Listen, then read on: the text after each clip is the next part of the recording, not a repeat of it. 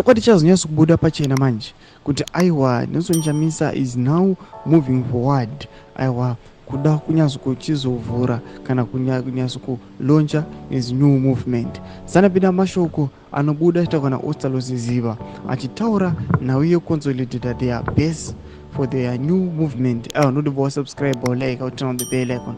Tipinda pa endo pake ostalosiziva anoyanjura achiti galvanizing the base. Anova aindra miranyura achiti in Namibia, addressing fellow Zimbabweans living in this beautiful part of Africa. We engaged in a robust and insightful conversation about the current state of politics and the future prospects of the alternative. Led by President Nelson Chamisa, we are grateful for the warm hospitality and solidarity shown by our compatriots in Namibia onwards. Anopost my pictures amurikona ayo arora zoti aiwa he is engaging with all the Zimbabweans who are living and working in Namibia. Vanyaso kuradza zviso zvavo zvokuti aiwa these guys they are enjoying kuva ostalosiziva nevamwe vavo the delegation yakatumwa naNelson Chamisa kuti aiwa vanoconsolidate the base.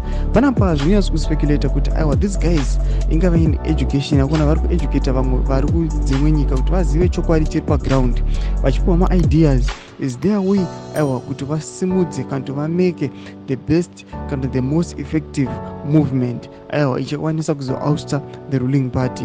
Mutize mafungiro enyu muri kudii pamusoro pe-this move yatikuona kuti aiwa vanhu vari kufara nayo noda kwokuti vanhu vanozoti this is the only authentic movement yaunozoti ichagona kuisa change munyika yeZimbabwe. Tudze mafungiro enyu pina comment section medu, musana subscribe or like and turn on the bell icon.